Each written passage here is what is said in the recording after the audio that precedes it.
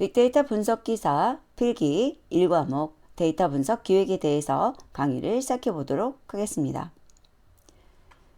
빅데이터 분석 기획에 대해서는 이렇게 4개로 제가 나눠봤고요.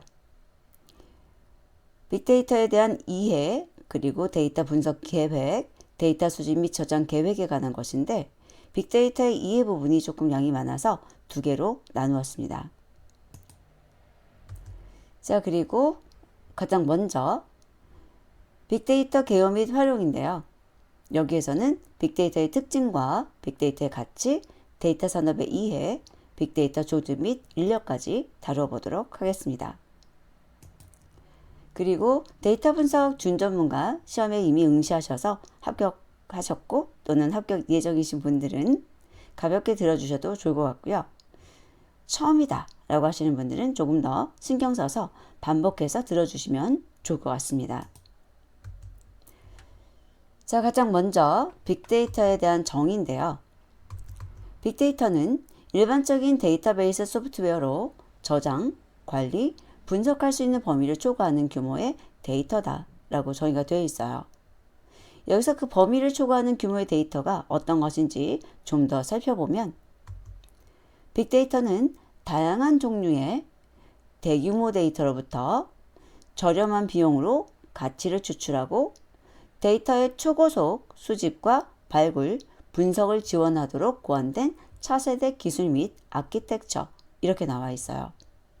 자, 여기에 중요한 단어가 4개나 있습니다.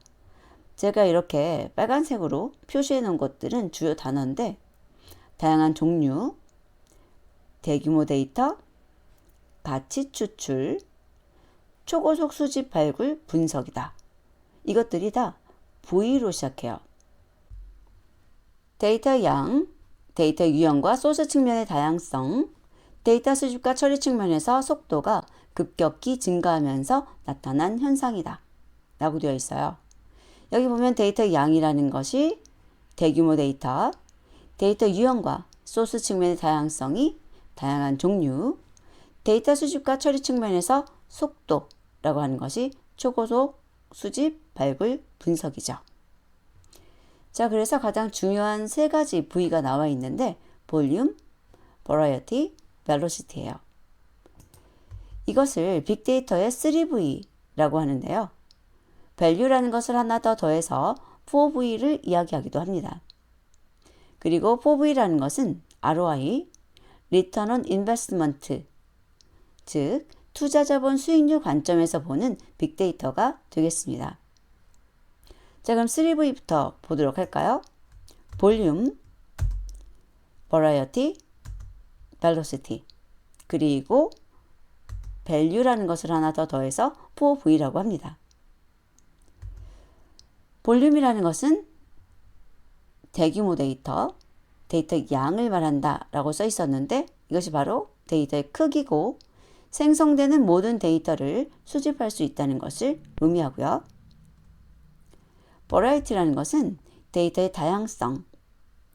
그래서 데이터를 정형, 반정형, 비정형 이런 식으로 나누기도 하는데 과거에 정형화된 데이터를 넘어서 텍스트, 오디오, 비디오 등의 모든 유형의 데이터를 대상으로 한다라고 돼 있어요. 그래서 정형과 반정형, 비정형 모든 데이터의 종류를 포함한 것이다 라는 뜻이고요. 이 부분에 대해서는 뒤에서 다시 다루도록 하겠습니다. 벨로시티는 데이터의 속도죠. 사용자가 원하는 시간 내에 데이터의 분석 결과를 제공하고 업데이트 속도도 빠르다. 자, 그리고 value라는 것이 바로 비즈니스 효과 요소예요. 볼륨부터 벨로시티까지는 투자 비용 요소라고 해서 비용이 들어가는 거죠. 그리고 그 투자한 비용에 대한 수익, 그것을 value라고 보실 수 있습니다. 그래서 비즈니스 효과 요소 value, 투자 비용 요소에는 볼륨부터 variety, velocity가 있다는 것 기억해 두시고요. 다음은 빅데이터의 5V와 7V 그리고 데이터 크기 단위에 대해서 살펴보도록 하겠습니다. 빅데이터의 5V와 7V인데요. 앞에서 다루었던 4V에다가 veracity라고 하는 신뢰성을 더한 것이 5V예요. 그리고 7V는 5V에다가 validity하고 volatility라고 하는 유효성과 휘발성을 더한 개념입니다. 시험에서는 이 3V라는 것이 다뤄졌지만 4V나 5V, 7V도 나올 수 있는 부분이니까요. 알아두시면 좋을 것 같고요. 데이터 크기 단위 순서인데요. 이 부분도 기출 내용이에요. 잘 봐두셔야 됩니다. 단위가 킬로바이트, 메가바이트, 기가바이트 이런 식으로 나오게 되는데 이 B가 바이트의 약자입니다. BYTE라고 하는 것의 약자인데 그것이 무엇을 의미하냐면 한 개 글자의 저장 용량, 한 개 글자가 차지하는 메모리에서의 크기라고 보시면 돼요. 그래서 한 글자를 저장할 때는 한 개 바이트가 필요하구나 라고 보시면 되는데 영문 이런 거 기준이고요. 그 다음에 여기 킬로라는 것이 도대체 크기가 얼마나 되는 걸까? 2의 10승이에요. 우리 컴퓨터에서는 이진수를 쓰기 때문에 2의 10승이죠. 그런데 저희들이 10진수 표현을 또 하잖아요. 그래서 10진수로 보면은 10의 3승으로 표기를 합니다. 물론 정확히 따지자면 2의 10승은 1024고요. 10의 3승은 1000이니까 약간 차이가 있지만 이런 식으로 이야기를 하고 있고 특히 이 2의 10승을 알아두시면 좋을 것 같아요. 그리고 메가바이트는 킬로바이트를 2번 곱한 게 메가바이트예요. 그래서 2의 20승, 10의 6승 이렇게 말하게 되고요. 기가바이트는 메가바이트에다가 킬로바이트를 곱한 것, 테라바이트는 기가바이트에다가 킬로바이트를 곱한 것. 그래서 앞에 있는 것에다가 킬로바이트를 곱하면 돼요. 즉 킬로바이트만큼씩 증가하는 단위라고 보시면 됩니다. 그래서 2의 10승, 20승, 30승, 40승 이렇게 나오는 거죠. 킬로부터 테라바이트까지는 많이 들어보셨을 거예요. 킬로, 메가, 기가, 테라. 자, 그런데 이 뒤쪽에 있는 페타, 엑사, 제타, 요타는 많이 들어보지 않으셨죠? 그래서 이 부분이 이제 시험에서 자주 다뤄집니다. 2의 50승, 페타, 2의 60승, 엑사, 2의 70승, 제타, 2의 80승이 요타죠. 자, 그래서 여기 있는 단위를 뭐 2의 40승 하면 테라, 뭐 2의 60승 하면은 엑사 이렇게 나오도록 외우시는 것이 아니라 여기 단위 순서만 암기를 해두시고 10씩 커지는구나 이렇게만 정해두시면 되겠죠. 그래서 킬로, 메가, 기가, 테라, 페타, 엑사, 제타, 요타인데요. 외우실 때 암기를 못하면 페지오, 때린다는 거 아시죠? 페지오 이렇게 외우셔도 될 것 같아요. 여기는 암기 못하면 시험을 포기하시고요. 여기는 암기를 못하면 페지요라고 하시면 되겠습니다. 자, 이제 데이터 유형 분류인데요. 앞에서 얘기했었던 데이터의 다양성 얘기했었잖아요. 거기에서 정형 데이터라는 것과 반정형 데이터, 비정형 데이터라는 것에 대해서 좀 더 자세히 이야기를 해볼 겁니다. 정형 데이터 영어 단어 보시면은요. structured라고 나와 있죠. 구조화된 거잖아요. 그래서 행하고 열이라는 것이 존재하는 거예요. 행과 열에 의해서 데이터의 속성이 구별되는 스프레드시트의 형태다. 여기서 스프레드시트 형태다라는 것은 표형식, 우리 엑셀 생각하시면 되거든요. 엑셀에서 1, 2, 3, 4, 뭐 A, B, C, D 이렇게 행하고 열이 있는 그 시트 모양으로 구성된 데이터라는 거죠. ERP나 CRM 트랜잭션 데이터, 디맨드 포캐스트 그리고 EIA와 ETL 등을 이용한 수집 데이터다 라고 되어 있고요. 반정형 데이터라고 하는 것은 데이터 구조에 대한 메타 정보를 포함한 데이터. 메타 정보라는 것은 데이터에 대한 데이터거든요. 그 데이터에 대한 데이터가 뭐냐면 데이터에 대한 구조 데이터를 말하는 거죠. 그래서 파싱이라는 것을 통해서 정형으로 변환이 가능한 것이 반정형 데이터입니다. 그러면 파싱이 무엇이냐면 내가 가지고 있는 반정형 데이터를 정형 데이터로 변환하는 방법 또는 기술을 말하죠. 반정형 데이터에는 웹 기술이 많이 써 있어요. 웹에서 많이 사용되는 거 HTML, XML, JSON, RSS, 웹 로그와 보안 및 특정 센서 데이터다. 자, 비정형 데이터는요. 형태나 구조가 정형화되지 않은 데이터로 잠재적인 가치가 가장 높다. 이메일과 SNS, 보이스, IoT, 보고서, 뉴스, 이미지와 동영상, 음성 데이터가 이에 포함되고요. 형태소는 비정형 데이터를 분석하기 위한 단위라는 것도 같이 기억해 두세요. 자, 정형 데이터의 모습 한번 보시고요. 반정형 데이터의 모습 하나 보시죠. 데이터의 형태에 따른 분류를 알아보도록 하겠습니다. 형태에 따라서 데이터는 정성적 데이터와 정량적 데이터로 구분이 됩니다. 먼저 정성적 데이터, 여기 보시면 퀄리타티브라고 나오죠. 정성적인 데이터는 자료의 성질이나 특징을 자세히 풀어쓰는 방식의 데이터를 말합니다. 질적인 데이터라고도 하고요. 비정형 데이터로 데이터 활용을 위한 저장이나 검색, 분석 등의 많은 시간과 비용이 필요한 데이터입니다. 언어나 문자로 기술이 되고 있고요. 예를 들어서 설문조사의 주관식 응답이나 SNS에 올린 글, 기상특보 같은 것이 대표적인 정성적 데이터입니다. 정성적 데이터 중에서 범주형 데이터는 연속 데이터로 변환할 수가 없습니다. 이것은 숫자로 바꾸더라도 범주를 대신하는 것이지 연속형인 데이터의 특징을 갖고 있지 않기 때문이죠.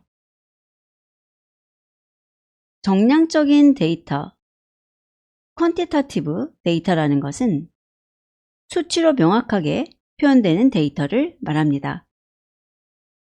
양적 데이터라고 하고요.